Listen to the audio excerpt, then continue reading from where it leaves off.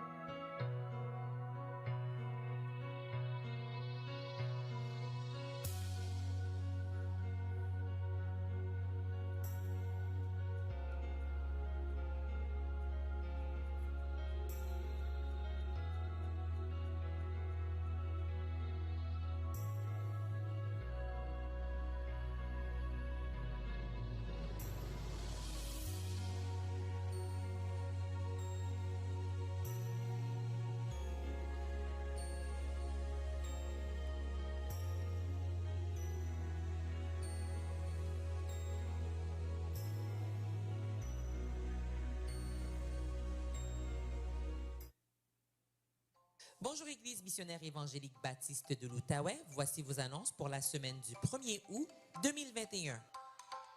Cette semaine, il y a temps de prière à 11h. Tous les vendredis, il y a jeunesse. Tous les groupes Connexion continuent de se rencontrer durant la période estivale aux 2 semaines. Nous continuons de nous rencontrer en présentiel. N'oubliez pas de vous inscrire en ligne. Vous avez toutes les semaines jusqu'à samedi midi pour faire vos inscriptions. N'oubliez pas que si vous êtes inscrit au culte et qu'il vous arrive une urgence, veuillez envoyer un courriel pour motiver votre absence à emebo.inscription@gmail.com. Il y a rassemblement jeunesse le samedi et dimanche 7 et 8 août 2021. Pour toute question, veuillez contacter jeunesse@unionbaptiste.com. Nous continuons de faire nos dons de manière électronique par virement Interact. L'adresse est trésorerie@emebo.org. Le mot de passe est emebo84 en minuscule.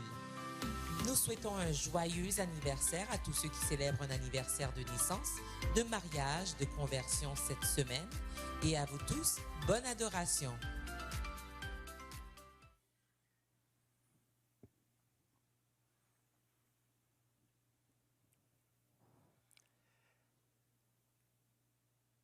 L'apôtre Paul aux Philippiens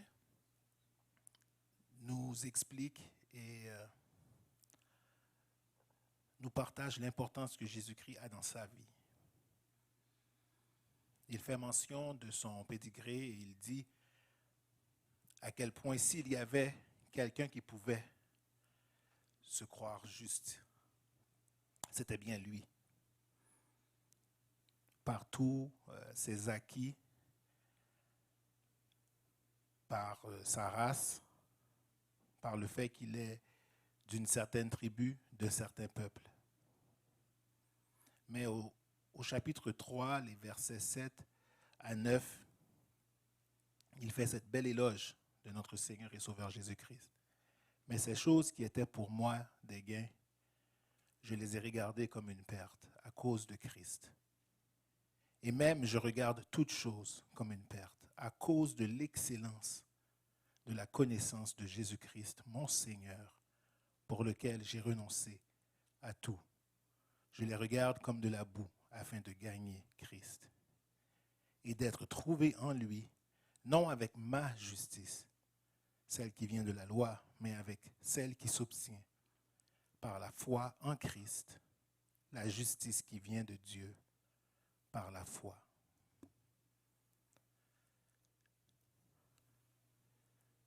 Le matin, dès mon réveil, donne-moi Jésus. Lorsque je me sens seul, donne-moi Jésus. Et à la fin de mes jours, donne-moi Jésus.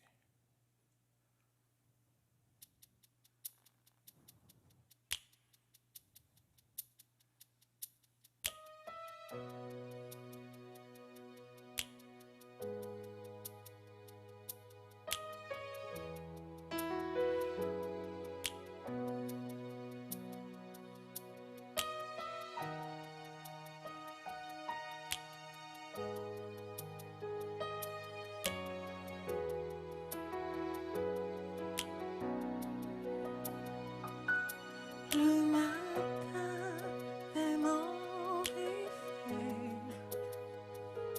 Le matin est mon réveil. Le matin est mon réveil. Donne-moi. Donne-moi Jésus. Dis-le encore. Le matin. Le matin est mon réveil. Le matin est mon réveil. Le matin est mon réveil. Donne-moi Jésus. Donne-moi Jésus. Donne-moi Jésus.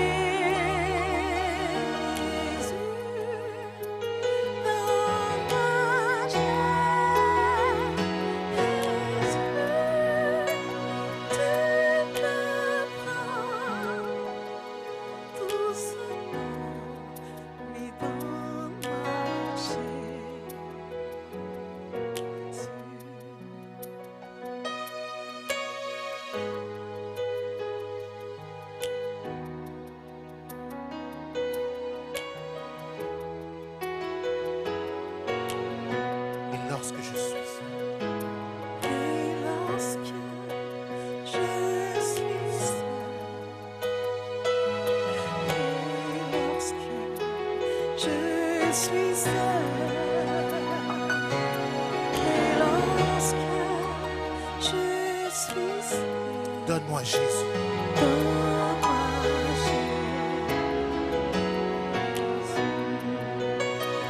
Donne-moi Jésus.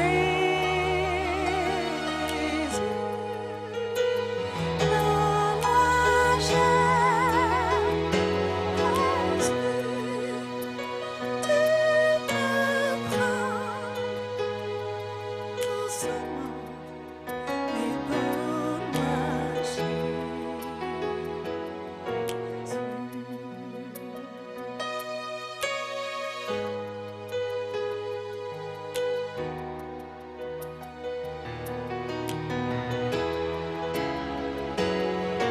Et à la fin, À la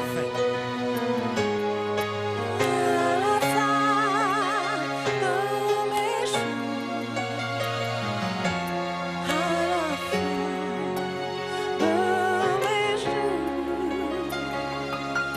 à la fin de mes jours, à la fin de mes jours, donne-moi Jésus.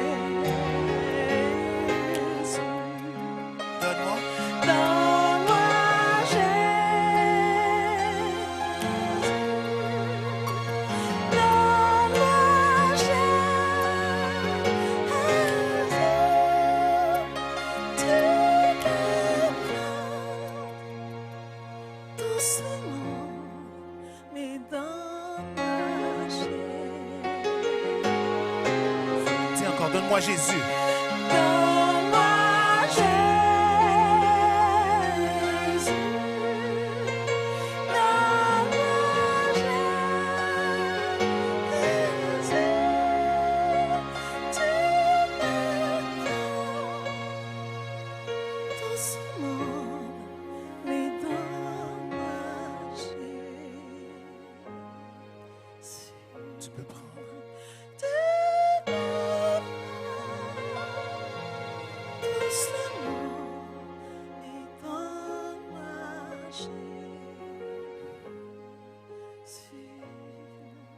si je prends ta maison, tu peux prendre doucement. si je prends ta maison, si je prends ta voiture, ta carrière, tes diplômes, Tu peux prendre doucement. et si je prends ta famille et tes amis, Tu peux prendre doucement. et si je prends ce monde, Mais donne-moi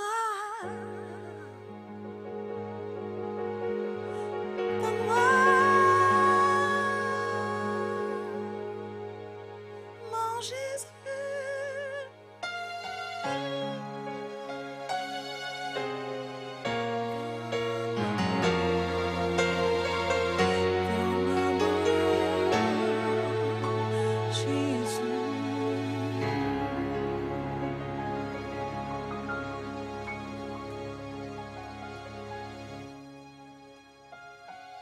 oui, donne-moi Jésus. Tu peux prendre tout ce monde.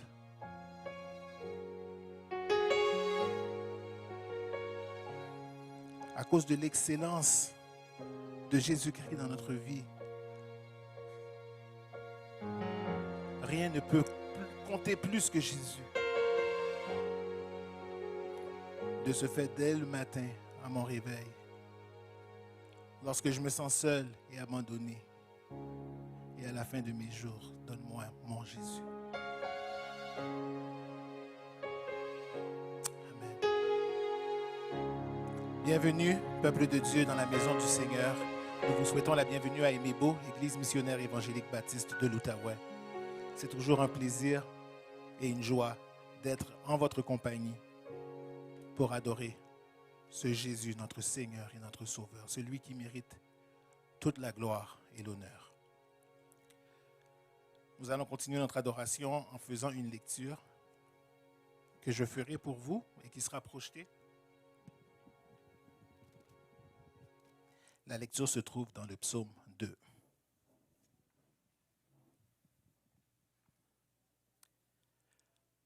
Pourquoi ce tumulte parmi les nations? Ces vaines pensées parmi les peuples? Pourquoi les rois de la terre se soulèvent-ils et les princes se liguent-ils avec eux contre l'Éternel et contre son oint? Brisons leurs liens, délivrons-nous de leurs chaînes. Celui qui siège dans les cieux rit, le Seigneur se moque d'eux. Puis il leur parle dans sa colère, il les épouvante dans sa fureur. C'est moi qui ai oint mon roi sur Sion, ma montagne sainte. Je publierai le décret. L'Éternel m'a dit, tu es mon fils, je t'ai engendré aujourd'hui. Demande-moi et je te donnerai les nations pour héritage, les extrémités de la terre pour possession. Tu les briseras avec une verge de fer, tu les briseras avec le vase d'un potier. Et maintenant, roi, conduisez-vous avec sagesse. Juge de la terre, recevez instruction. Servez l'Éternel avec crainte et réjouissez-vous avec tremblement. Baisez le Fils, de peur qu'il ne s'irrite et que vous ne périssiez dans votre voie, car sa colère est prompte à s'enflammer. Heureux tous ceux qui se confient en lui. Amen. Amen. Heureux tous ceux qui se confient en lui. C'est avec cette joie que nous voulons adorer le Seigneur ce matin. Et nous allons vous inviter à faire de même avec nous. Nous allons chanter ce premier chant qui dit « Le nom du Seigneur nous permet de nous réjouir. Nous nous réjouissons dans le nom du Seigneur. Nous voulons nous confier dans le nom de ce Seigneur. » Avec joie, adorons le Seigneur.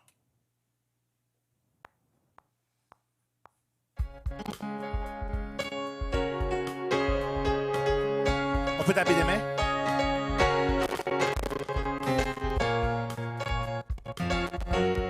Excusez-moi, juste un instant.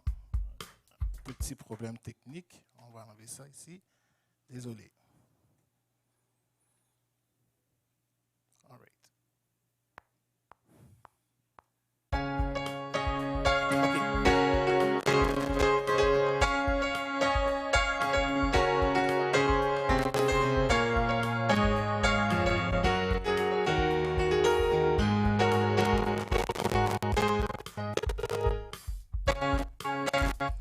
sais pas qu'est-ce qui se passe. Excusez-moi. On va y aller. Je vais vous faire confiance. Vous êtes mes drummers ce matin, OK? On tape des mains ensemble? Ensemble. Yes.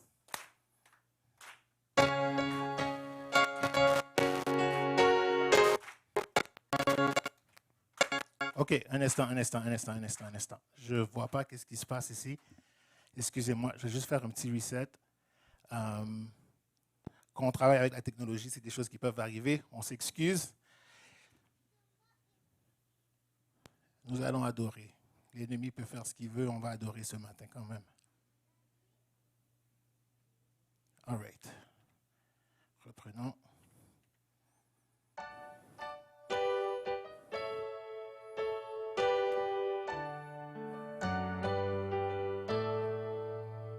OK.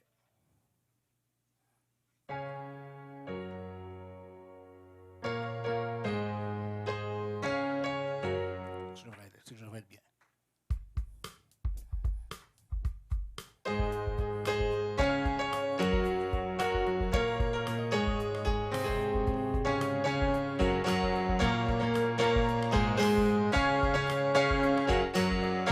Je me réjouis.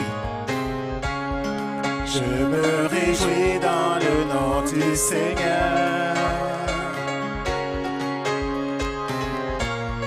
Je me confie dans le nom du Seigneur.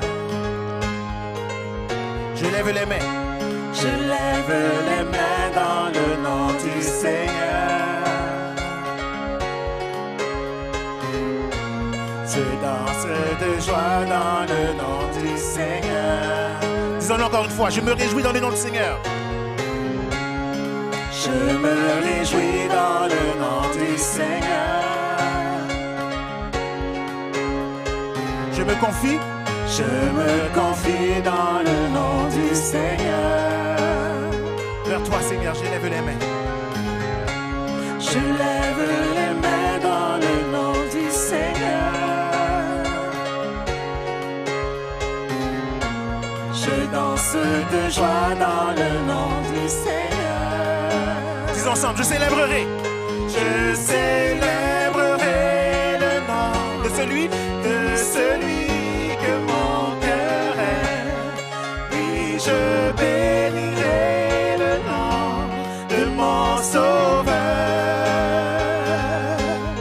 Je célébrerai le nom de celui que mon cœur aime. Oui, je bénirai le nom du Seigneur.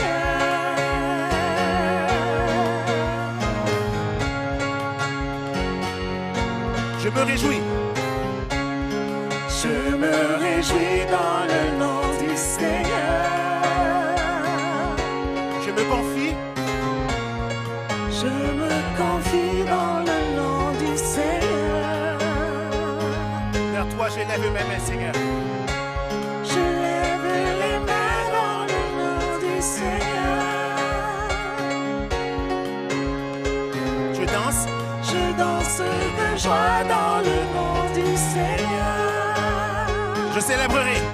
Je célébrerai le nom de celui que mon cœur aime. Oui, je bénirai. Oui, je bénirai le nom de mon Sauveur. Je célébrerai le nom de celui que mon cœur aime. Oui, je bénirai le nom du Seigneur. L'assemblée, je célébrerai.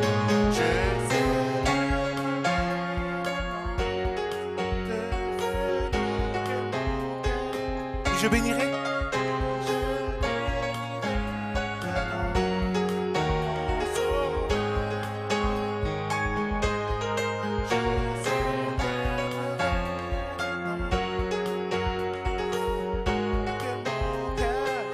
Oui.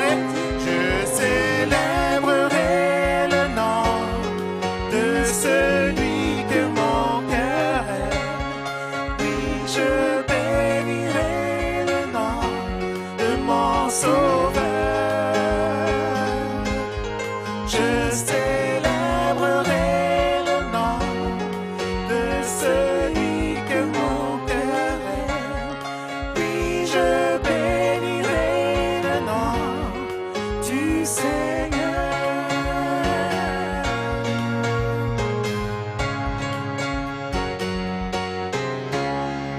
Acclamons-le, acclamons-le, acclamons le roi. Alléluia. Oui, je me réjouis dans le nom du Seigneur. Je lève les mains, je danse dans le nom du Seigneur. Quelle joie et quel privilège nous avons de pouvoir adorer le Dieu Tout-Puissant. Car la gloire et l'honneur lui reviennent. La gloire et l'honneur.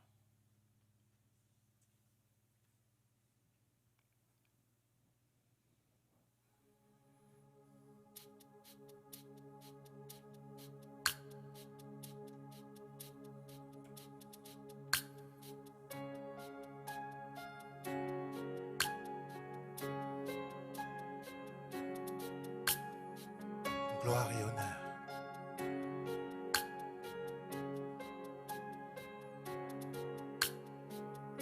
Un jour nouveau se lève, j'élèverai ma voix pour te louer.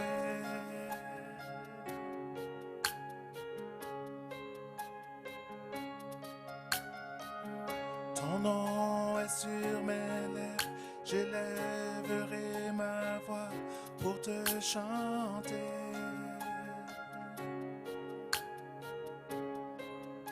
Reprenons-le. Un jour nouveau se lève, j'élèverai ma voix pour te louer.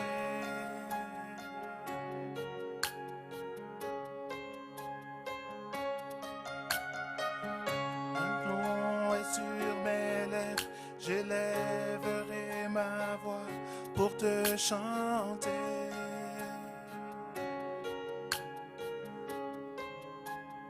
À toi seul, à toi seul.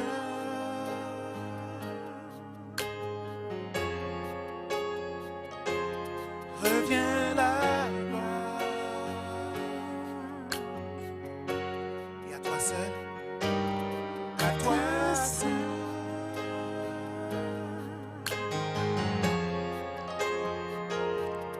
Reviens l'honneur.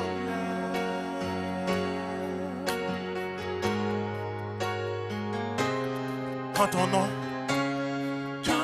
nom est glorifié, mon âme est rassasiée de joie.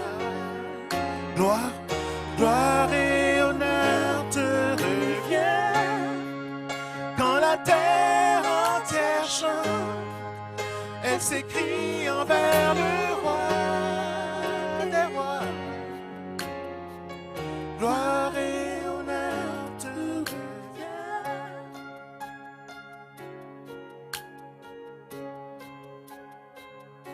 Un jour nouveau se lève, un jour nouveau se lève, j'élèverai ma voix pour te louer. Oh oui, Seigneur. Ton nom est sur mes lèvres, j'élèverai ma voix pour te chanter.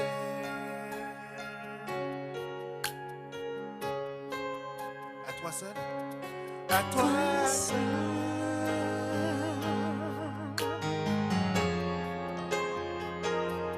Reviens la gloire.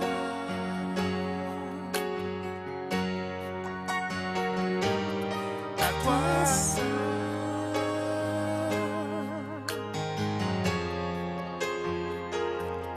Reviens l'honneur. On va le reprendre, on va dire à toi seul, reviens la gloire. L'assemblée.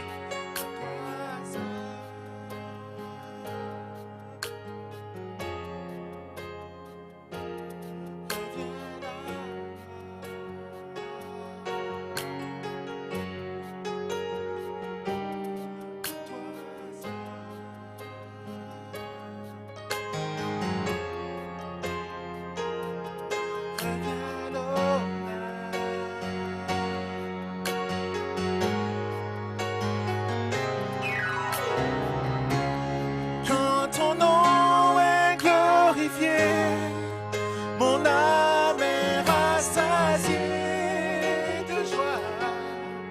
Gloire et honneur, gloire et honneur te reviennent.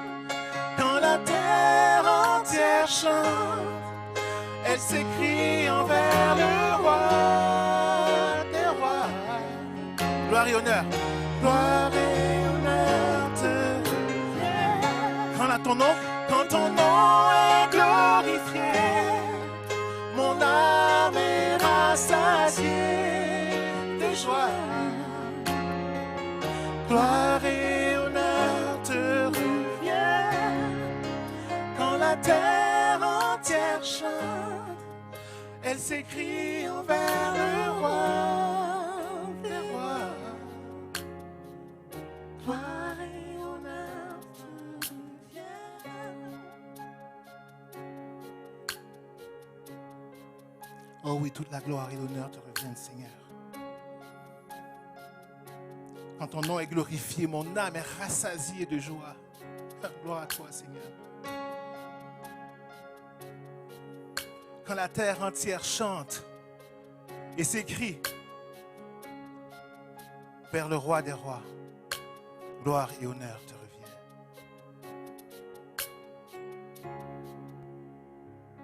Amen. Vous pouvez vous asseoir.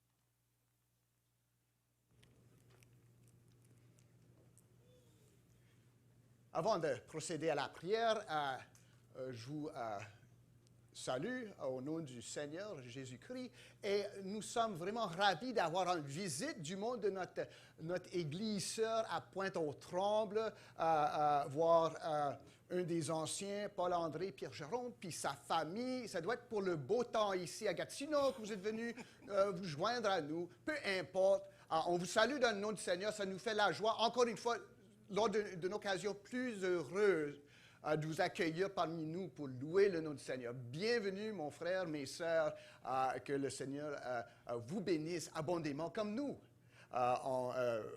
par la louange de son nom. Courbons-nous devant le Seigneur. Ô Dieu Trinitaire, Père, Fils et Saint-Esprit, à qui toute gloire et honneur reviennent, nous nous rassemblons ce matin par privilège et par ton commandement, afin de te rendre gloire et honneur par le nom de Jésus-Christ. Toi, ô Dieu, as tout créé selon ta volonté libre, tout ce qui existe. Étant complet et manquant rien en toi-même, ô Dieu, tu as choisi en amour et pour ta propre gloire de créer tout ce qu'il y a. Les cieux et la terre, les astres, les galaxies, les animaux, grands et petits. Et en fin de compte, tu nous as créés à part, à ton image, hommes et femmes, par amour et pour la gloire de ton nom. Tu as créé la race humaine et nous tous portons l'image du Dieu trinitaire pour lequel nous te rendons gloire. Encore, cause de te rendre gloire, Père, c'est que nos premiers parents, Adam et Ève, ont désobéi, se sont avérés rebelles contre ta bonne volonté, ta parole et ton commandement. Ils ont choisi leur propre piste, ils l'ont suivi, et la race par eux est déchue. Malgré la rébellion, tu as choisi par ton amour et pour la gloire de ton nom de ne pas détruire la race, mais à la place, peu à peu, tu as envoyé des prophètes pour annoncer la miséricorde du Dieu trinitaire, qu'il y aurait un jour où ce que le Dieu trinitaire lui-même rendrait visite dans sa création pour sauver sa création. Tu as gardé un faible reste de ton peuple. Et au moment élu, ô Père, tu as envoyé le Fils unique Jésus-Christ, Fils de Dieu, parmi nous. Dieu qui a été fait chair et qui a demeuré parmi nous. Jésus, tu es venu non pas pour nous détruire, non pas juste pour nous démontrer nos fautes, mais pour satisfaire à la loi du Père, pour marcher pour nous, comme un de nous, entièrement juste et parfait devant le Seigneur. Mais à la fin de tes jours sur terre, tu t'es livré comme sacrifice pour des pécheurs. Tu as pris la punition juste de nos péchés et tu as détourné de ton peuple la colère juste du Dieu. Et le troisième jour, tu t'es ressuscité par le Saint-Esprit et tu as repris la vie, une vie nouvelle, une vie à laquelle tu invites tous qui croient en toi. Par ta résurrection, tu nous as justifiés qui croyons en toi. Nous sommes maintenant considérés comme toi devant le Père, sans tâche, sans culpabilité, malgré notre péché. Oh Jésus, quel amour! C'est pour ça que nous osons chanter ton nom. C'est pour ça que ça nous donne la joie de danser devant toi. Parce que Dieu a envoyé son Fils unique afin que quiconque croit en lui ne périsse point, mais qu'il ait la vie éternelle. Et en toi, Jésus, nous l'avons aujourd'hui et demain. Et aujourd'hui, ce n'est qu'un avant-goût du délit qu'on va éprouver, rendu auprès de toi, lors de notre mort en toi ou lors de ton retour. Merci au Père, Fils, Saint-Esprit. Gloire soit à ton nom. Glorifié soit notre Dieu qui nous a sauvés de nos péchés, qui a fait de nous des filles et des fils de Dieu en Jésus-Christ.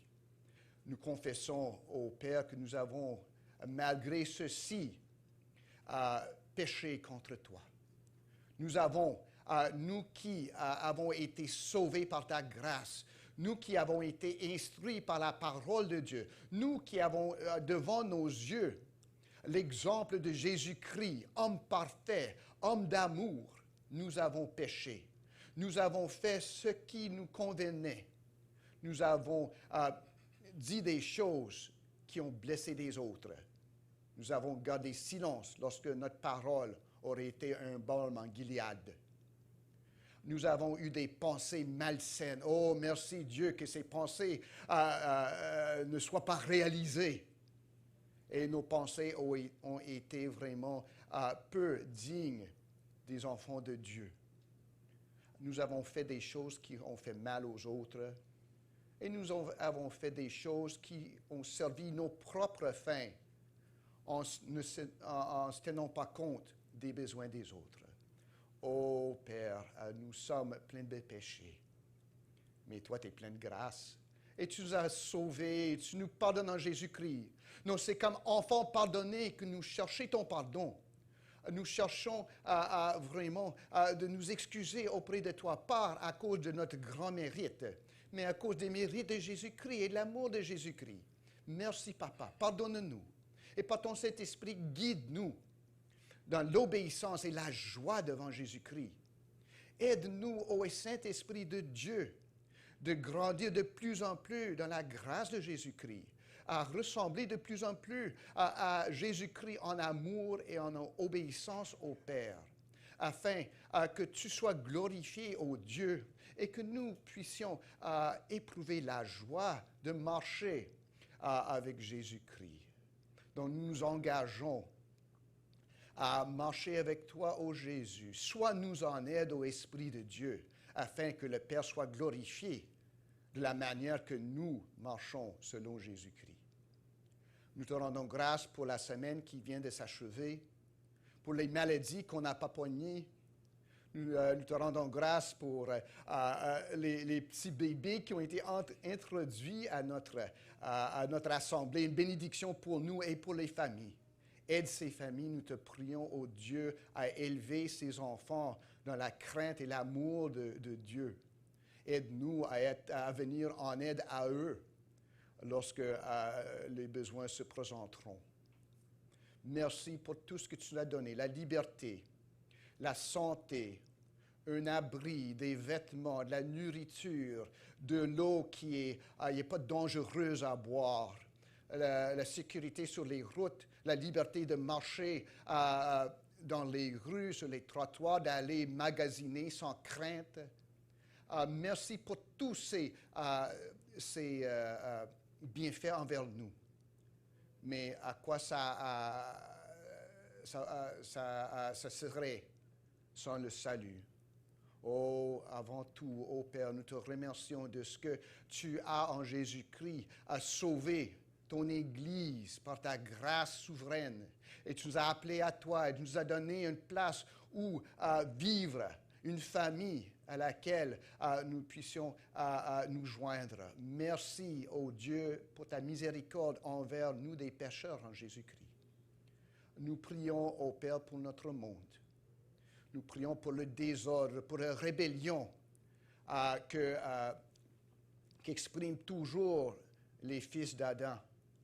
Nous te demandons dans ta miséricorde de sauver ceux qui sont sur le point de mourir, comme nous, de les arracher des dons de la mort et de l'enfer par la foi en Jésus-Christ. Aie pitié, Père, sur eux comme tu as eu pitié sur nous. Et envoie-nous afin que nous soyons des agents de ta miséricorde envers ceux, nos voisins, nos collègues de travail, notre famille, qui sont en train de mourir et qui feront face au jugement sans Jésus-Christ. Père, nous prions pour nos pays d'origine où il y a tant de troubles. Pour l'Haïti, nous prions pour la justice à tous les niveaux, pour la paix, pour ton Église, qu'elle puisse être une voix prophétique de ces jours, pas à annoncer l'avenir, mais à vivre le présent en Jésus-Christ. Donne-leur courage et protection.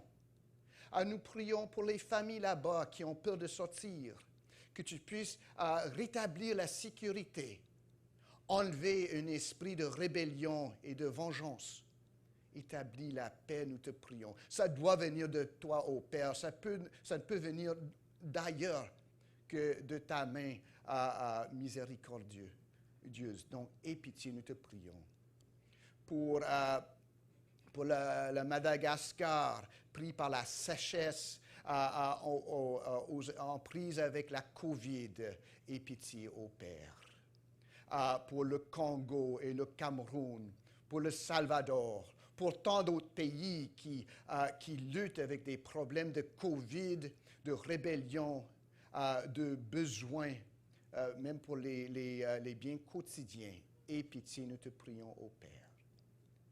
Et nous prions pour notre quartier ici, pour ceux qui sont seuls, pour ceux qui luttent avec des troubles mentaux, pour ceux qui ont très peu à manger, mais avant tout pour ceux qui ne connaissent pas le Seigneur, qui sont entourés d'une orage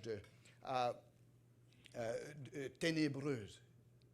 Que tu puisses enlever ça. Fais de nous des missionnaires dans notre quartier et dans nos quartiers, afin que nous puissions annoncer la gloire, pas juste célébrer entre nous, mais annoncer la gloire de celui qui nous a appelés des ténèbres à sa grâce et sa lumière merveilleuse.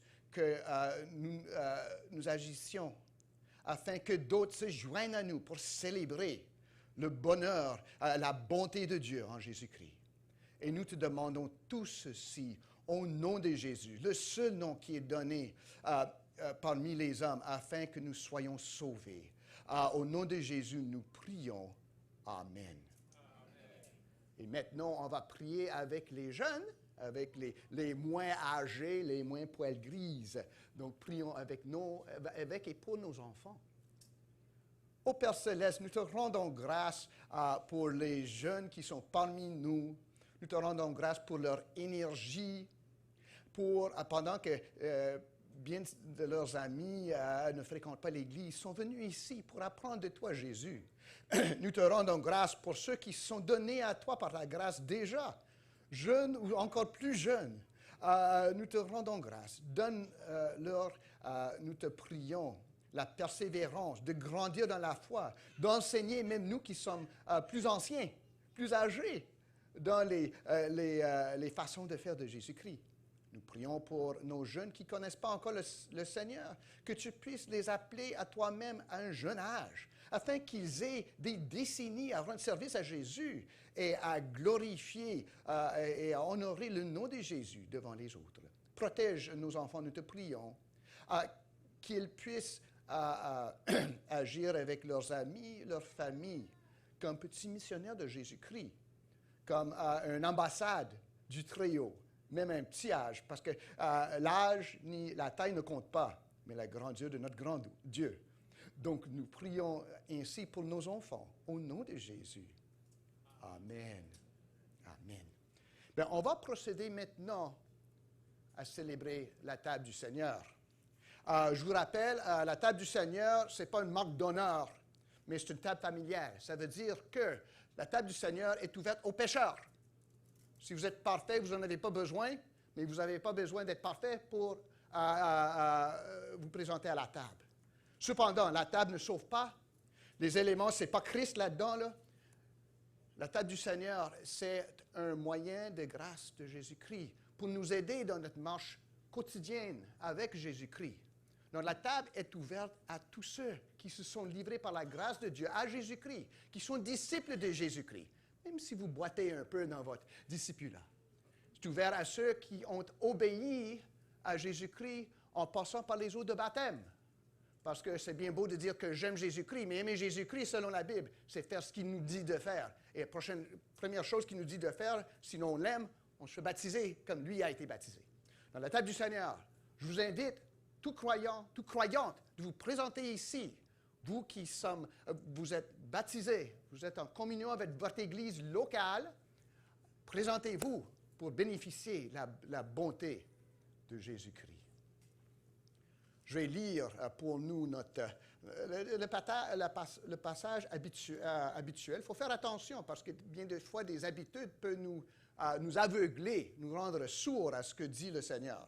1 Corinthiens 11, je vais lire pour nous versets 23 à 29.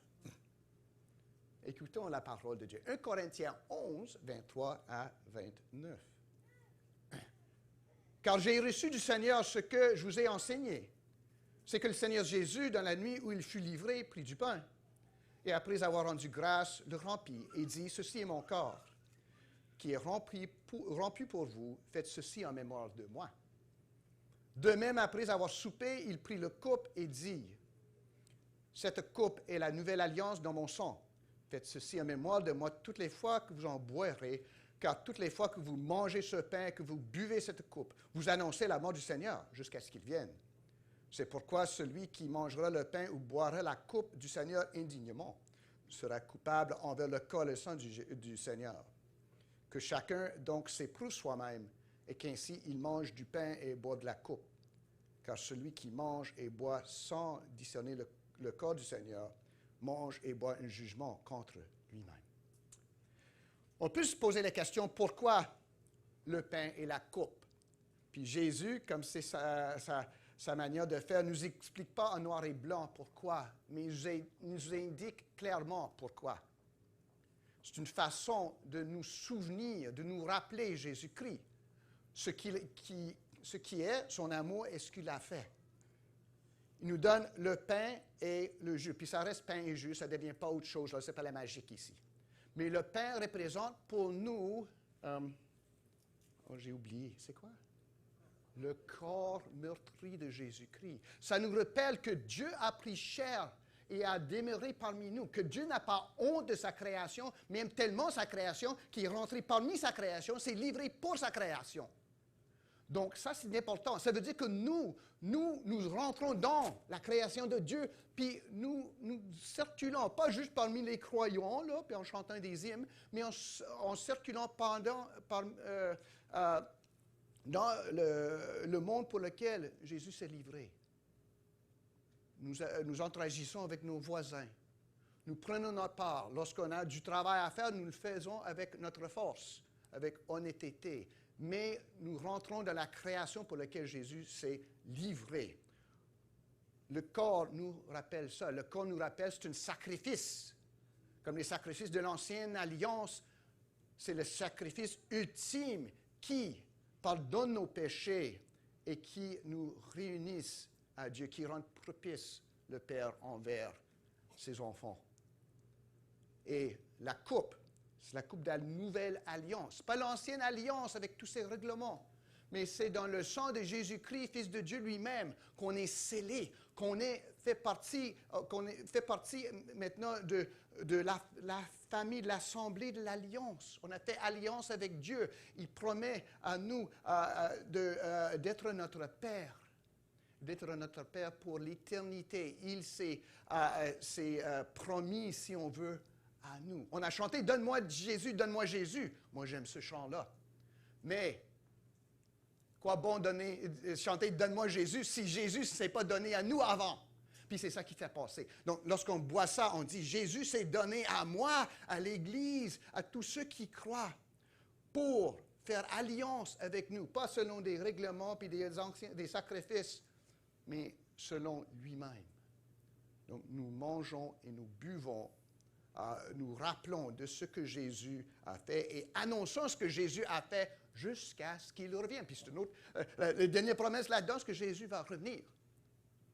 Comme dit Pasteur Frankie tellement souvent, puis je ne sais pas s'il a pris ça de fourgonnette Rogers, parce que je l'ai vu écrit là-dessus aussi, mais je ne pense pas.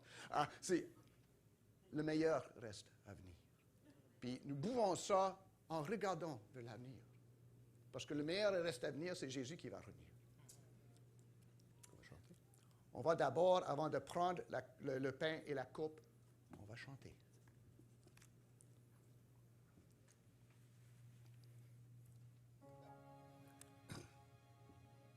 Digne est l'agneau sacrifié, il est saint.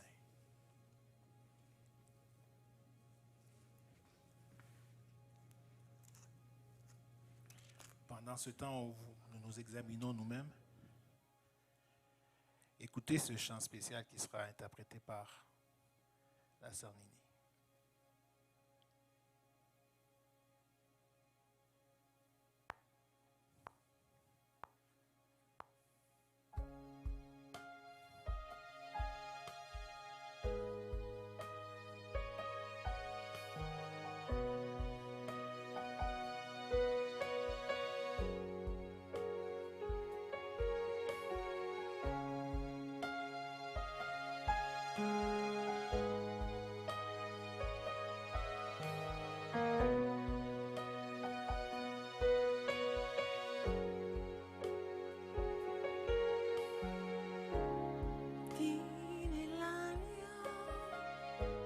Sacrifié, il est saint, il est saint.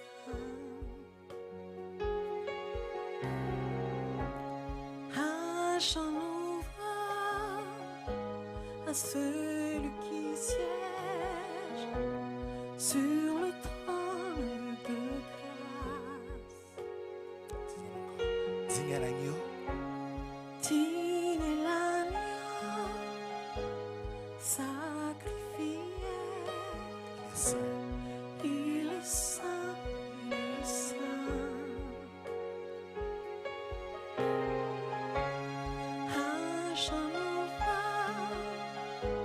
Celui qui siège sur le trône de grâce.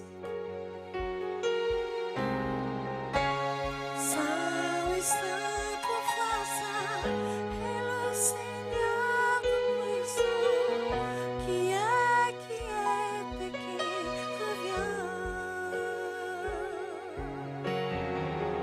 Et je chante avec la création. Louange au roi des rois, oui, tu es tout pour moi, et je vais t'adorer.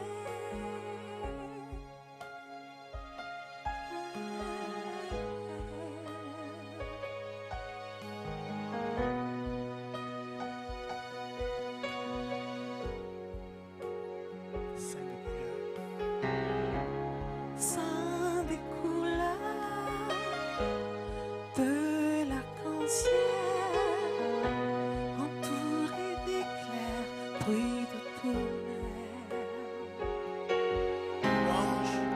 Louange, honneur et puissance à toi. Sagesse au roi des rois. Saint, oui, saint, trois fois saint, est le Seigneur tout-puissant,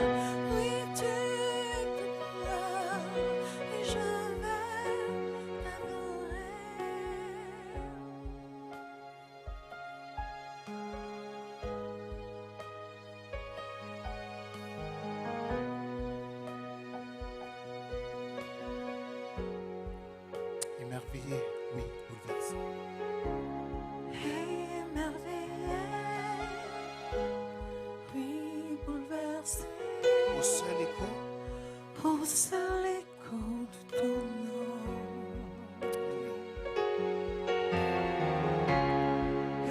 Émerveillé,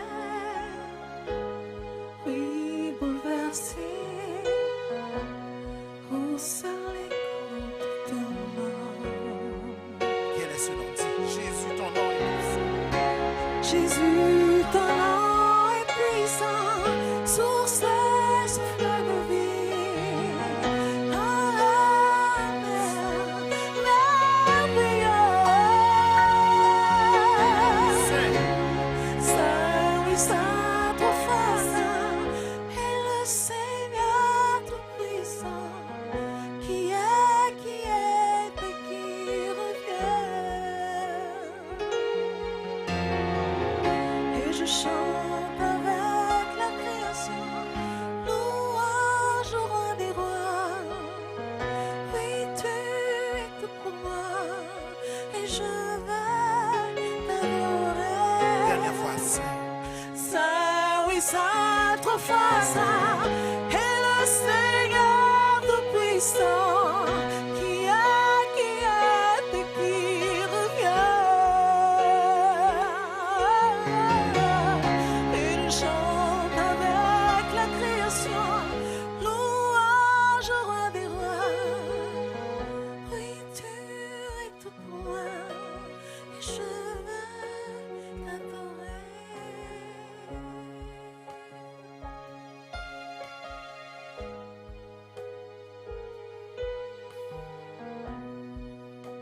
Et je veux t'adorer.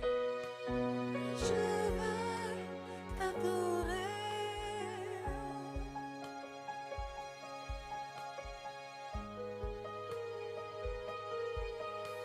Et je vais t'adorer.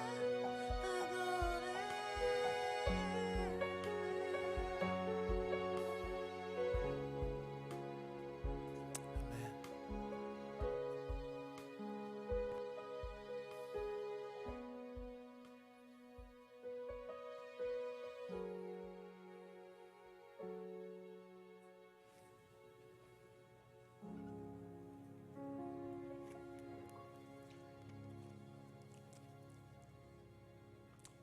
Adorons le Seigneur en nous présentant à la table.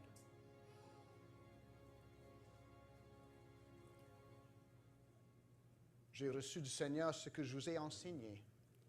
C'est que le Seigneur Jésus, dans la nuit où il fut livré, prit du pain.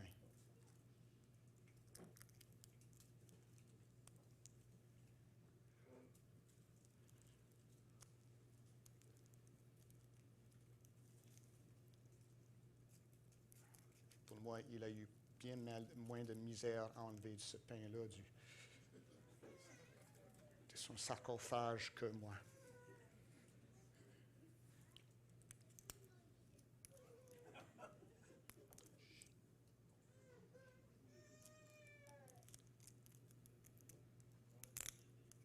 Je m'excuse, les amis.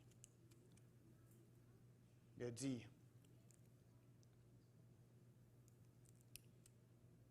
ceci est mon corps qui est rempli pour vous. Faites ceci en mémoire de moi.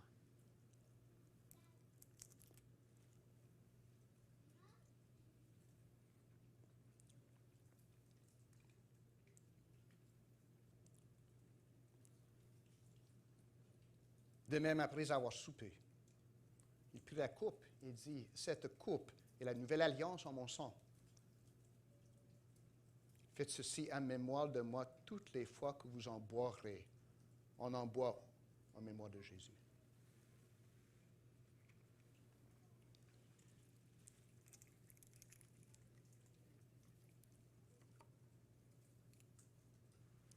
Prions ensemble, sœurs et frères. Père Céleste, nous te remercions de ce que notre Seigneur Jésus-Christ n'a pas juste inauguré cette fête par laquelle nous nous souvenons de lui, mais il l'a donné son contenu. Jésus, que ton Saint-Esprit puisse nous guider en l'obéissance, en vivant ce que nous venons de déclarer, à être par ta grâce seule à la mesure et à la hauteur d'annoncer par nos vies et avec nos lèvres la vie de Jésus-Christ, la mort de Jésus-Christ, la résurrection de Jésus-Christ, l'ascension de Jésus-Christ et le retour de Jésus-Christ. Sois-nous en aide afin que nous vivions des vies dignes de notre agneau immolé. Nous te demandons tout ceci au nom du Père et du Fils et du Saint-Esprit. Amen. Préparons-nous maintenant pour enseigner, nous enseigner et enseigner la parole de Dieu par notre pasteur Arsène.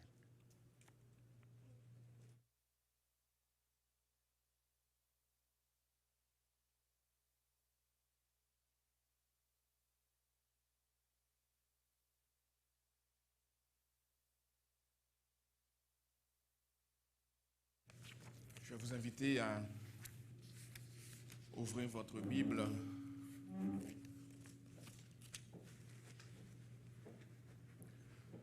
en Isaïe chapitre 52.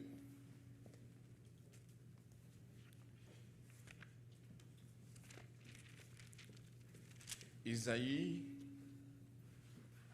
chapitre 52 à partir du verset 13 jusqu'à Isaïe chapitre 53 verset 12.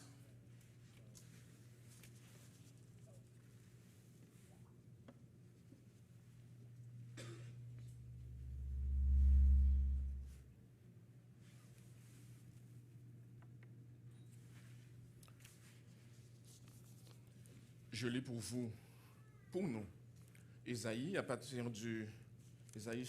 52, à partir du verset 13, jusqu'à Isaïe chapitre 53, verset 12. Voici, mon serviteur prospérera. Il montera, il s'élèvera, il se lèvera bien haut. De même qu'il a été pour plusieurs un sujet d'effroi, tant son visage était défiguré, tant son aspect différait de celui des fils de l'homme, de même il sera pour beaucoup de peuples un sujet de joie. Devant lui, des rois fermeront la bouche, car ils verront ce qui ne leur avait point été raconté. Ils apprendront ce qu'ils n'avaient point entendu. Qui a cru à ce qui nous était annoncé? Qui a reconnu le bras de l'Éternel?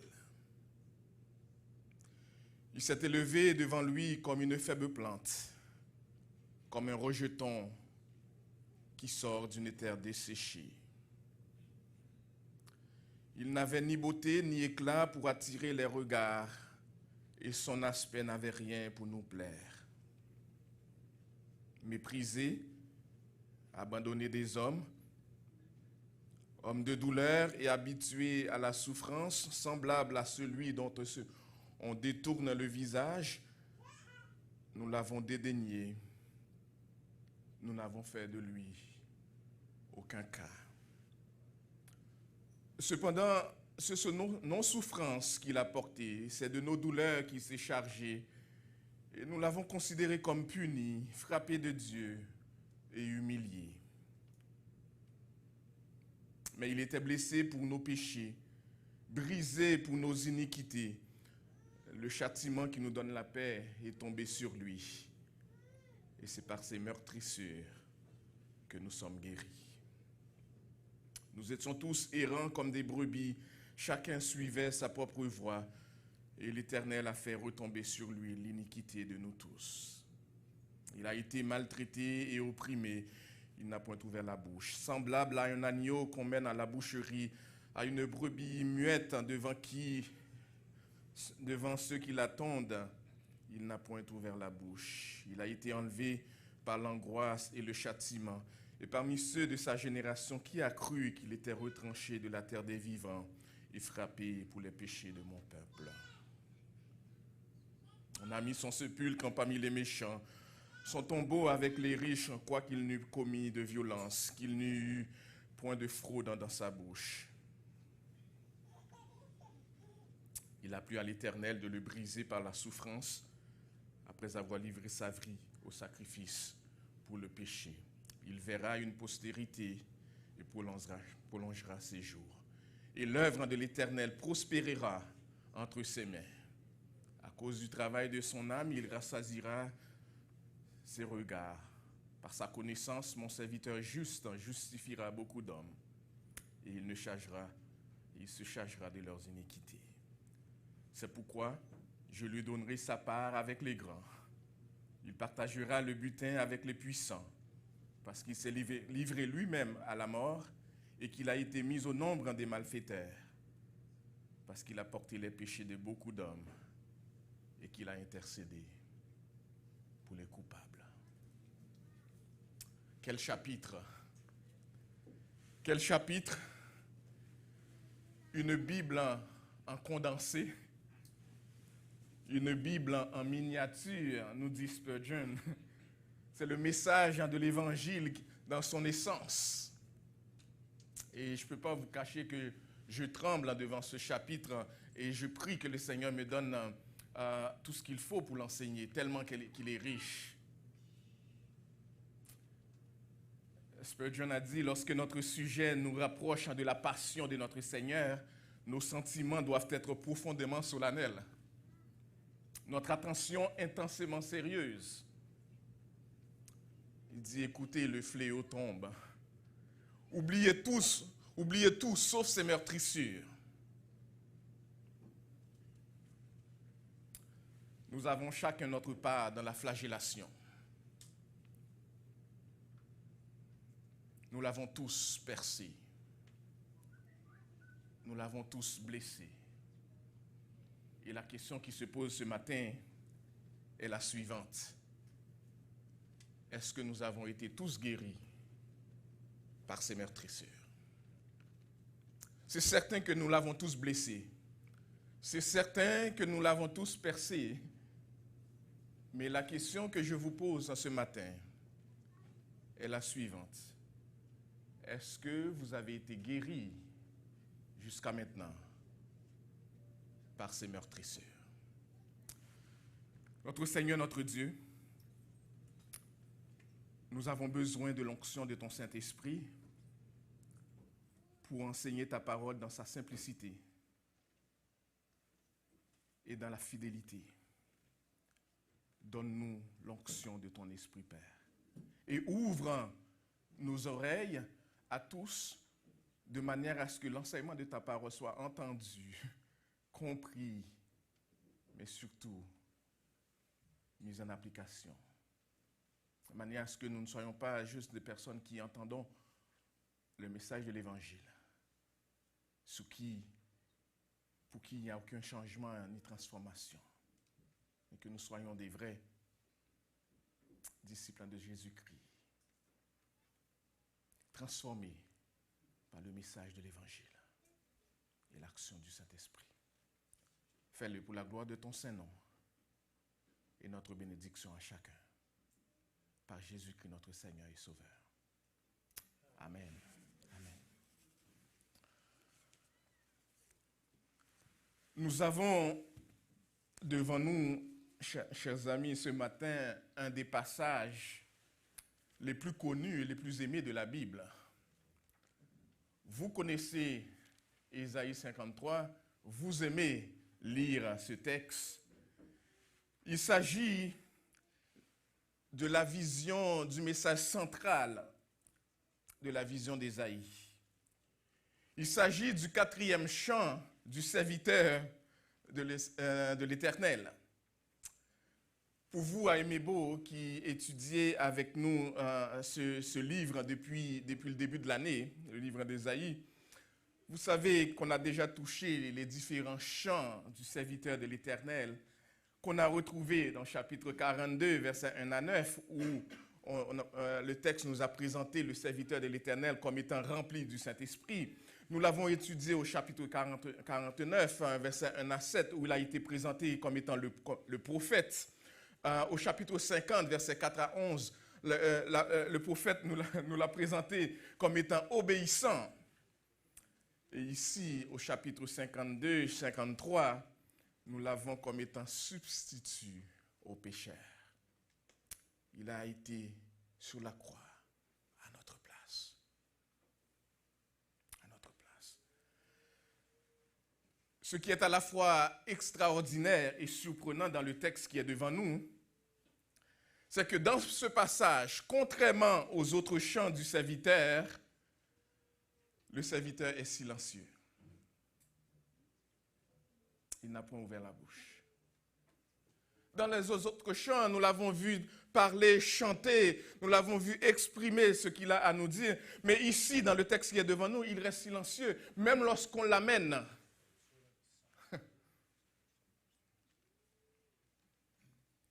Pour être maltraité et humilié. Il est resté silencieux. Il n'a point ouvert la bouche. Il brille par sa présence silencieuse, mais ce sont les autres qui parlent de lui. Et le premier à parler de lui, c'est Dieu lui-même. Et qu'est-ce que Dieu lui-même dit de lui? Dieu dit de lui, verset 13 en chapitre 52, « Voici mon serviteur. » Il est mon serviteur. Il reste silencieux, mais Dieu parle de lui. Il est mon serviteur. C'est un chant bien structuré, chers amis, qui contient 5 couplets, 5 strophes. Et ce matin, on va essayer de regarder, de passer au travers ces couplets avec vous, chanter ce chant d'une certaine façon avec vous, pour essayer de le comprendre et voir qu'est-ce qu'il a à nous dire ce matin. Les couplets s'entrecroisent, on pourrait dire d'une certaine façon, parce que le couplet 1 et 5, couplet 1 et 5 qu'on trouve, couplet 1, c'est chapitre 52, versets 13 à 15, et à la fin du chapitre 53, 10 à 12, ce qu'on voit, c'est le serviteur. Ces couplets-là nous le représentent comme étant la victoire du serviteur à travers ses souffrances. Dans les strophes 2 et 4, se concentrent sur les réalités concrètes de la souffrance et de l'humiliation du serviteur qui aboutissent à sa mort et à son ensevelissement. Et le troisième couplet, qui se trouve au chapitre 53, versets 4 à 6, qui est au milieu et qui relève le cœur même du sujet et qui explique le sens même de la souffrance et de la mort du serviteur. Et au cœur de ce point central, déjà les versets 4 à 6, c'est le point central, mais au cœur de ce point central, on trouve le verset central, qui est le verset 5, et qui va nous expliquer le motif même de ces souffrances du serviteur. Que Dieu nous donne toute la grâce nécessaire pour essayer de vous l'expliquer. Mais le verset 5 nous dit, « Il était blessé pour nos péchés, brisé pour nos iniquités. Le châtiment qui nous donne la paix est tombé sur lui. Et c'est par ses meurtrissures que nous sommes guéris. »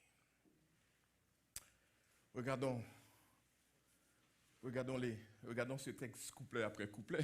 Premier couplet, première strophe, les versets 13 à 15, chapitre 52. Parce que le premier couplet du chant est entouré d'un mystère, chers amis. Le premier couplet est entouré d'un mystère, est entouré de paradoxes.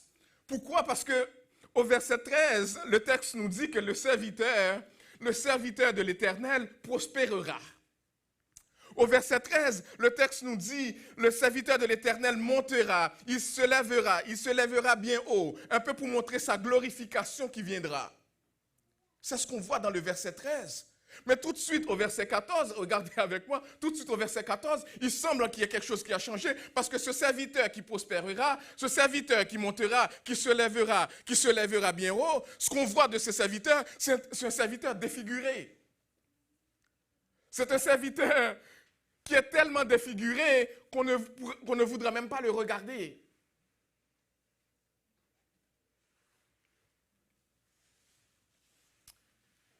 son visage suscite l'effroi, son visage suscite la peur. Personne ne veut le regarder, on le dédaigne, on lui tourne le regard. Il n'était pas attirant, il n'y avait pas de beauté.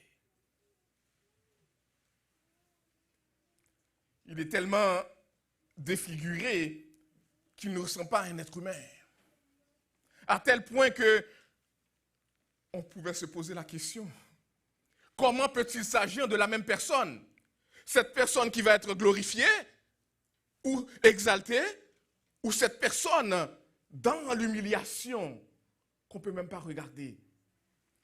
Et comme pour nous rassurer, le verset 15 tout de suite nous dit, oui, c'est bien la même personne. C'est bien la même personne car verset 15 dit, revient au thème de l'élévation et explique l'effet profond que le serviteur aura sur toutes les nations et sur les dirigeants. Parce que le serviteur maltraité, chers amis, le serviteur humilié, le serviteur crucifié est bel et bien le Seigneur des Seigneurs. Le serviteur crucifié, maltraité, est bel et bien le roi des rois. Il est le prêtre qui purifiera par l'aspersion.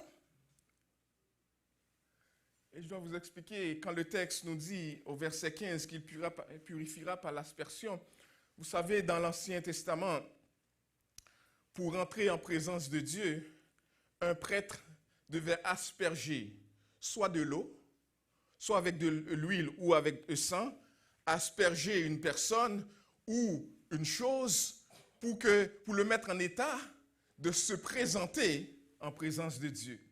Et ici, le texte nous dit, ce serviteur qui viendra. Il faut comprendre que nous sommes de l'autre côté de l'histoire. Mais pour les gens dans le temps d'Ésaïe qui écoutaient cela, c'était un serviteur à venir. C'était le Messie qui devait venir. Le Messie encore en attente à ce moment-là. Et Ésaïe annonce qu'il purifiera par aspersion. Et on sait qu'aujourd'hui, que c'était par son sang. Il purifiera toute personne pour le mettre en état de se présenter devant Dieu. Et il va faire cette purification par aspersion, non pas avec de l'huile, non pas avec de l'eau, mais par son propre sang. Par son propre sang qu'il versera. Il est le sacrifice de réparation. On verra au verset 10. Le serviteur est prêtre et sacrifice. Il sera lui-même non seulement le sacrificateur, mais aussi le sacrifice qui va être offert. Il s'est offert lui-même. Et c'est par son œuvre sacerdotale que le peuple de Dieu est lui-même qualifié pour le service. Mais plus encore, chers amis, ce que ce premier couplet du chant nous dit, c'est que sa purification, contrairement à ce que c'était dans l'Ancien Testament, où la purification était faite pour les Juifs et pour Israël, le texte nous dit sa purification est faite maintenant pour une multitude de nations. Autrement dit, ce qui était fait pour un peuple élu, un peuple choisi, est maintenant ouvert au monde entier. Et vous savez quoi? C'est de cela que nous avons bénéficié.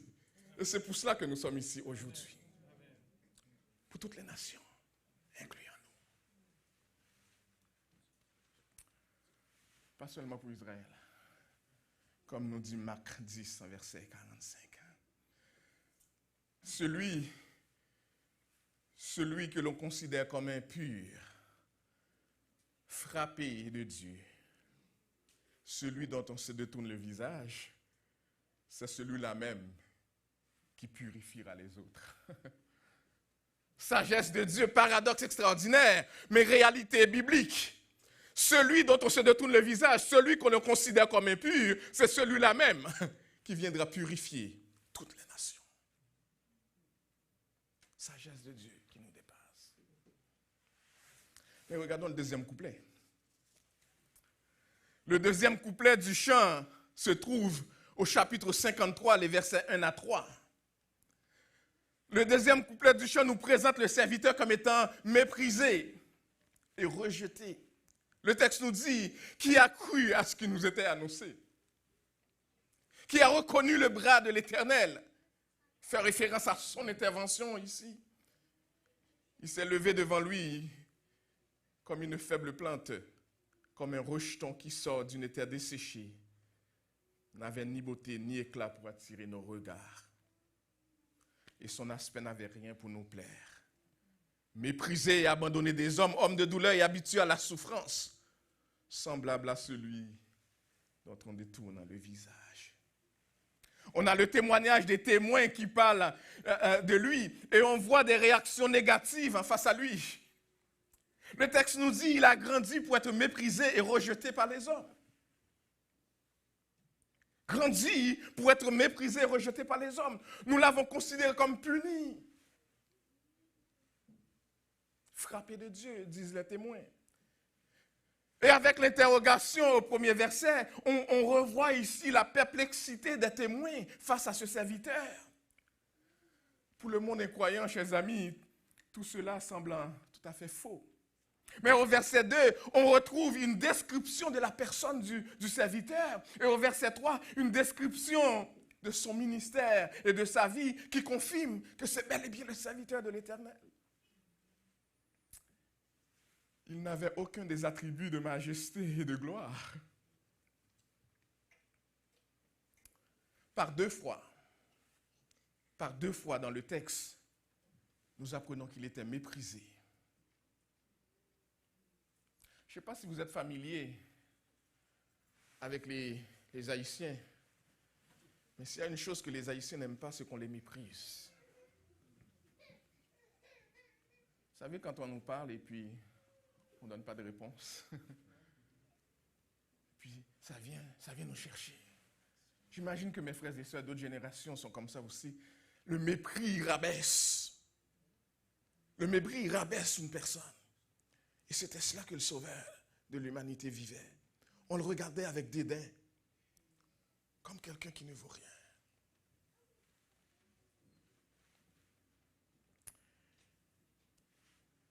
Le texte nous dit que sa vie était caractérisée par la douleur. Douleur après douleur. Douleur après douleur. Homme de douleur, habitué à la souffrance. Et la fin de ce couplet, de cette strophe nous indique que toute la race humaine a prononcé le même verdict. Parce que le texte le dit d'une façon assez claire. Nous l'avons dédaigné. Ce n'était pas seulement les autres, c'est toute la race humaine.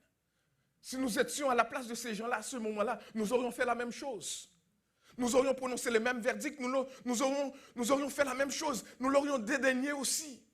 C'est un verdict humain. Le cœur de l'homme l'a tous rejeté.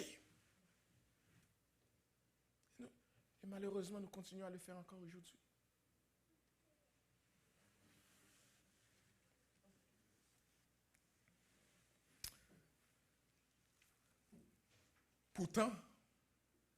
Pourtant, comme le précise le troisième couplet, et c'est là le message central de notre passage, où tout ça devient personnel, et même très personnel. Pourtant, le texte nous dit, le but de la souffrance du serviteur, dans ce troisième couplet qui se trouve au verset 4 et 6, le but de la souffrance du serviteur devient clair. Nous en connaissons les motifs de ces souffrances. Le texte nous dit, ce sont nos souffrances qu'il a portées. Le texte nous dit, c'est de nos douleurs qu'il s'est chargé. Il a porté notre fardeau à notre nom. Parce qu'il n'a jamais péché. Il était le Saint. Beaucoup ont pensé qu'il était frappé par le jugement de Dieu, verset 4, et sans le savoir, ils disent vrai. Sans le savoir, ils disaient vrai, parce qu'il n'était pas faux de le voir comme un acte de jugement de Dieu. L'erreur est de le considérer comme souffrant pour ses propres péchés. C'est vrai qu'il était frappé par Dieu, mais il était frappé par Dieu non à cause de ses propres péchés, mais à cause de nos péchés qu'il a portés. Le fardeau qui n'était pas le sien, qui était notre fardeau.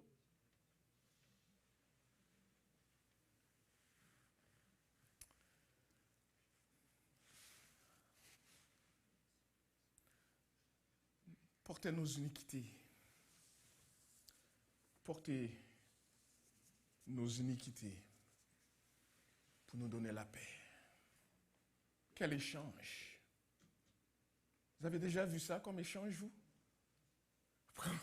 Il prend sur lui nos iniquités et il transforme en nous sa paix.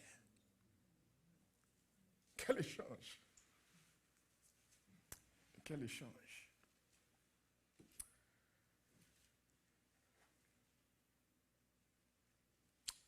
Verset 5. Il était blessé pour nos péchés, brisé pour nos iniquités. Le châtiment qui nous donne la paix est tombé sur lui. Et par ses meurtrissures, et j'espère que pour ceux qui ont regardé La Passion de Christ, ce film extraordinaire, j'espère que vous avez à l'image, pendant que je vous prêche, ce message, que vous avez à l'image, ces meurtrissures, ces souffrances. Et il y a des gens qui ont trouvé ce film-là assez violent. Je vous dirais que c'est la réalité décrite. C'était la profondeur de sa souffrance. Lui, le Saint. J'espère que vous avez ça à l'image. Et dans la 4e strophe, Ésaïe s'interroge sur les souffrances silencieuses du serviteur, l'efficacité de sa mort et son ensevelissement. Et on voit le serviteur acceptant volontairement son rôle, parfaitement obéissant à la volonté du Père, comme on le voit aussi en Hébreux chapitre 10. Regardez ce que le texte nous dit à partir du verset 7. Il a été maltraité et opprimé. Il n'a pas ouvert la bouche. Il aurait pu faire appel à son Père pour envoyer des légions d'anges pour le secourir. Non. Il a accepté son rôle. Volontairement, il est allé.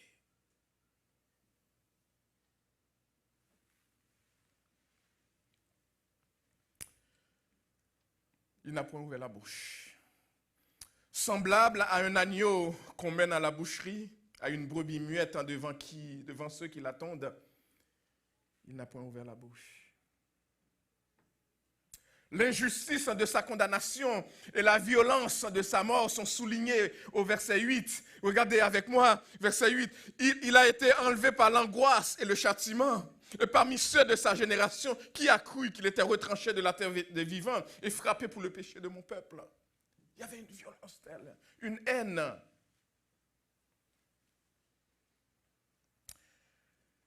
Et le verset 9 établit la certitude de sa mort, confirmée par la référence à la sépulture. Parce que le texte dit, on a mis son sépulcre parmi les méchants, son tombeau avec les riches, quoiqu'il n'eût point commis de violence et point de fraude dans sa bouche.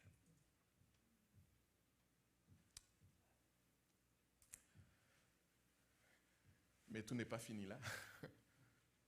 Tout n'est pas fini là. Parce que ce serviteur humilié, ce serviteur maltraité, ce serviteur qui souffre en silence, lui qui n'a jamais péché, il connaîtra la gloire. Il sera couronné, il sera exalté. Son œuvre sera appréciée. Dans le 5e couplet, Ésaïe affirme le dessein de Dieu. Ésaïe est probablement le témoin qui parle ici, parce que dans les versets 10 à 11, ce qu'on voit dans un premier temps, c'est Ésaïe qui parle, et tout de suite après, dans la deuxième partie du verset 11, c'est Dieu qui va parler de son serviteur. Et ce qu'Ésaïe fait, Ésaïe commence par nous dire, par nous présenter ces souffrances en disant, il a plu à l'Éternel de le briser par la souffrance, après avoir livré sa vie en sacrifice pour le péché. Qu'est-ce qui arrivera? Il verra la postérité et prolongera ses jours. Et prolongera ses jours. Ensuite, c'est le Seigneur lui-même qui parle Et ce que l'on retient de la parole du Seigneur, et voici, chers amis, ce que l'on retient de la parole du Seigneur, c'est que la mort du serviteur ne mettra pas fin à sa carrière. La mort du serviteur ne mettra pas fin à sa carrière. Vous savez, vous et moi, lorsque nous mourrons, tout est fini. Tout ce qu'on aura laissé, c'est ce qu'on aura déjà investi. Mais dans le cas de ce serviteur, ce n'est pas le cas. Pourquoi? Parce que Dieu le ressuscitera. Pourquoi? Parce que Dieu approuve son travail. Pourquoi? Parce que son sacrifice satisfait toutes les exigences de Dieu.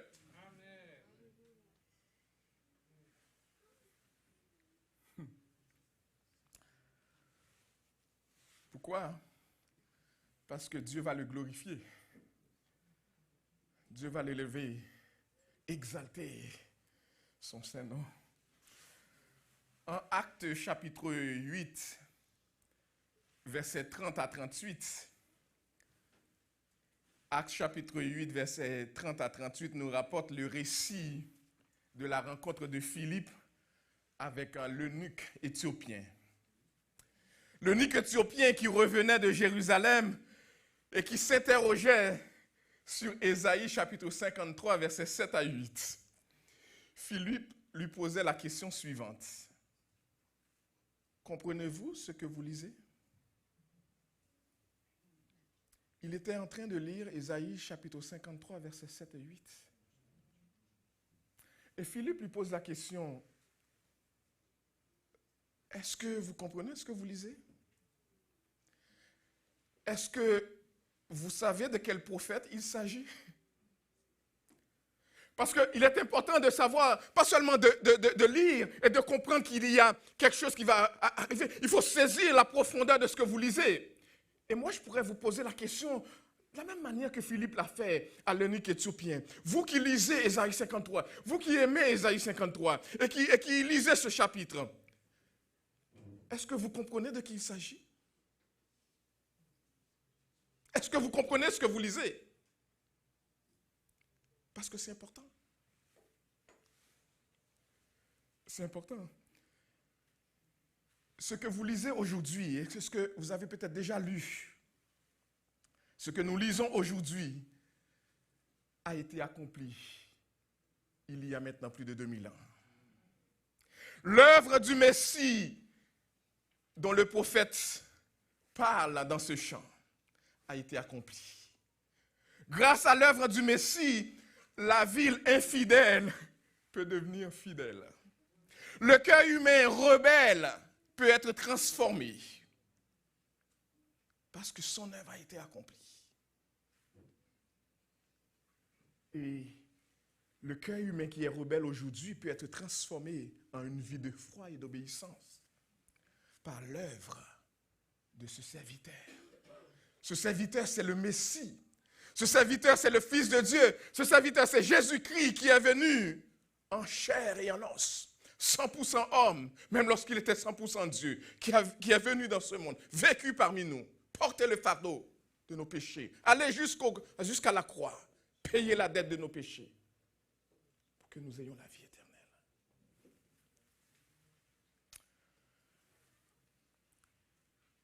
Si vous n'êtes pas familier avec la Bible et l'Évangile, peut-être que je vous servirai en vous résumant une courte histoire biblique. En raison du péché et de la chute spirituelle de nos premiers parents, Adam et Ève, l'homme vit séparé de Dieu son Créateur, et de toute intimité avec lui. Et si rien n'y fait, c'est la mort éternelle qui l'attend.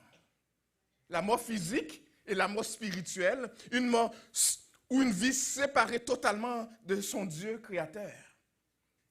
Mais dans sa grâce, par amour, sans compromettre sa justice ni sa sainteté, Dieu envoie un Messie, le Messie. Dieu envoie Jésus-Christ, son propre Fils, venu dans ce monde, prendre sur lui la dette du péché de l'humanité, la dette du péché des hommes et des femmes, pour que ceux qui placent leur foi en Jésus n'aient pas à payer pour leur péché, parce qu'ils ne pourront jamais payer pour leur péché. Et qu'est-ce que Jésus fait? Il vient dans ce monde. Il prie, et c'est l'histoire de ce serviteur qui est racontée ici.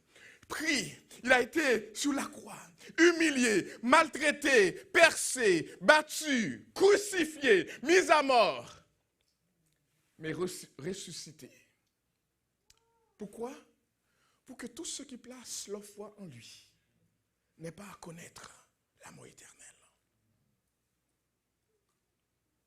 Pour que tous ceux qui placent leur foi en lui aient le pardon de leurs péchés.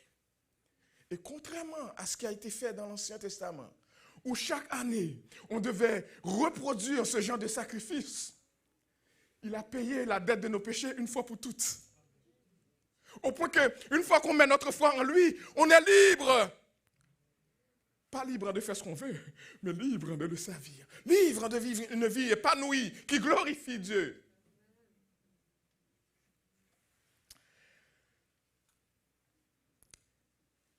Par son sang versé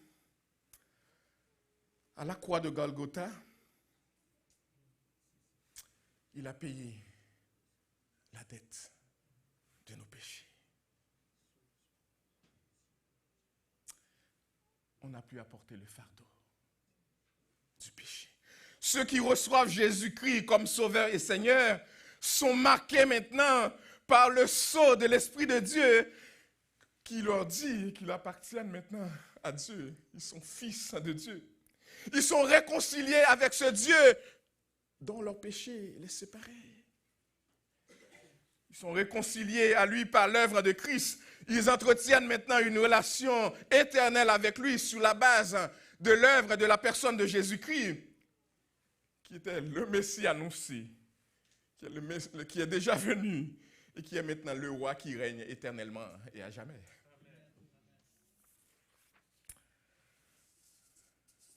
Alors, qu'est-ce qu'on peut retenir comme application de ce texte? Parce que la question qu'on peut se poser ce matin est la suivante. Êtes-vous encore des brebis égarées, courant à l'aventure, ou est-ce que vous êtes des croyants en paix parce que vous avez été guéris par les meurtrissures de Jésus-Christ? C'est deux choix. Ou bien vous avez déjà été guéris par les meurtrissures de Jésus-Christ et vous avez la paix comme croyant en lui, ou bien vous êtes encore malade du virus du péché et vous avez besoin de guérison. Et là, je vais aller avec les paroles du grand théologien et pasteur Charles Spurgeon dans 3 conclusions ou applications qu'il a faites de ce texte que je trouve enrichissant, que j'aimerais partager avec vous. C'est affiché, mais aussi de m'écouter en les regardant. La première application qu'on peut faire de ce texte, c'est de savoir, peu importe où vous m'écoutez ce matin, c'est de savoir que vous avez par nature un besoin de guérison. Parce que affecté par le virus du péché, vous avez par nature besoin de guérison. Et peut-être que vous écoutez en disant, vous ne le pensez pas. Eh bien, Spurgeon dit, cette maladie affecte l'esprit et engendre des illusions. Donc, ça se fait que même lorsque tu attrapes cette maladie, tu es dans l'illusion et tu penses que tu ne l'as pas attrapée. C'est pour ça que tu penses que tu n'as pas besoin de guérison. C'est ce que cette maladie fait. Spurgeon dit, vous vous moquerez peut-être de cet enseignement. Et il répond, cette maladie conduit à la folie des fois. Au point que vous êtes malade et vous en riez en pensant que vous n'êtes pas malade. Et c'est la preuve même que vous avez besoin de guérison. Vous vous y opposez. Spurgeon dit, c'est ainsi que les malades refusent le médicament. On est malade, on sait que tel médicament peut nous apporter du bien, mais on refuse de le prendre. Qu'est-ce qui arrive? On reste malade. N'est-ce pas? Deuxième application. Spurgeon dit, vous êtes soit guéri, soit malade. Alors vous posez la question, vous ne savez pas quelle est votre condition? La réponse est, vous devriez le savoir. Et vous pouvez le savoir. Si vous ne savez pas votre condition, peut-être c'est parce que vous êtes encore malade. Parce que si vous étiez guéri, vous le sauriez.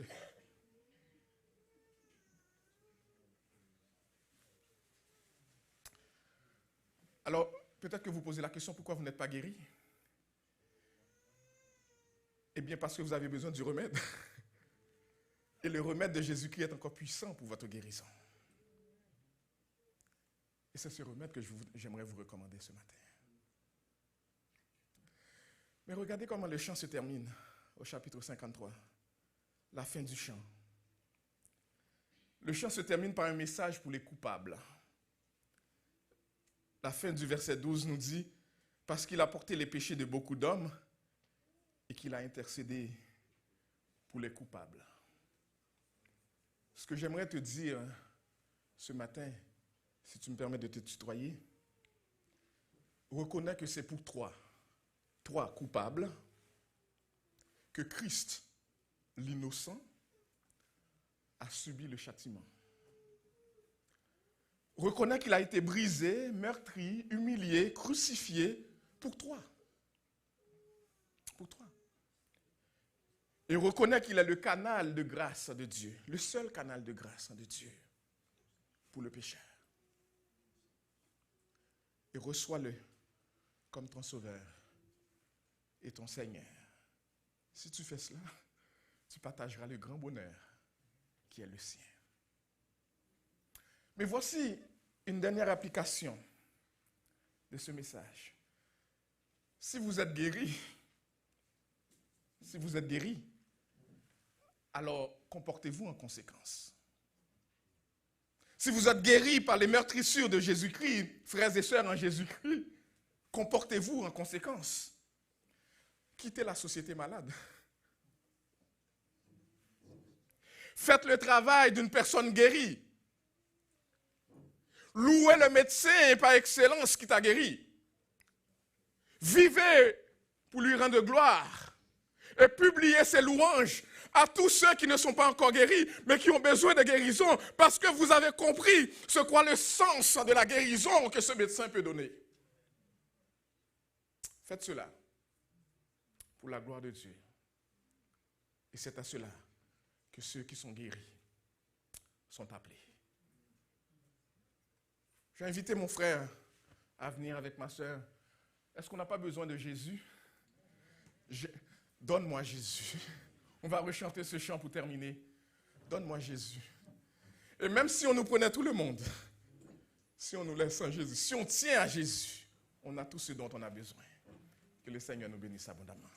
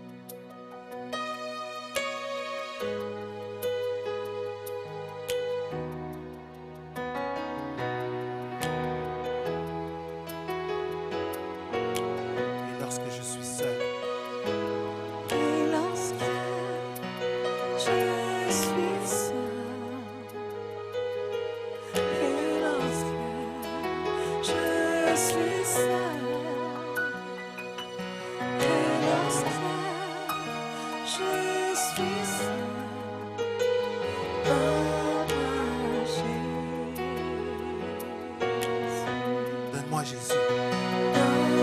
Donne-moi Jésus. Donne-moi Jésus.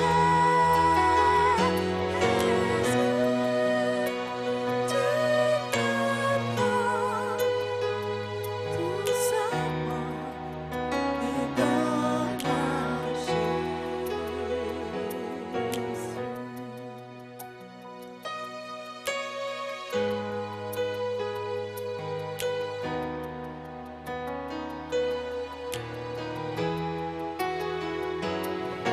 Et à la fin de mes jours, À la fin de mes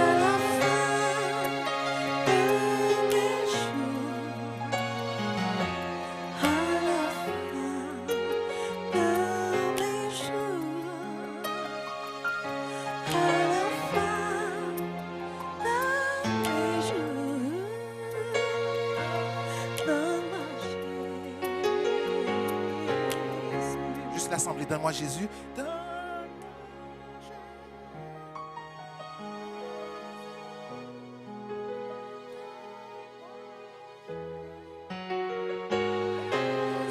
Tu peux prendre.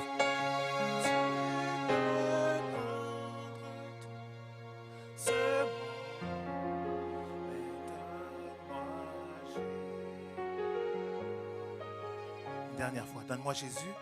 Donne-moi Jésus, donne-moi Jésus. Tu peux prendre. Tu peux prendre tout simplement, mais donne-moi Jésus.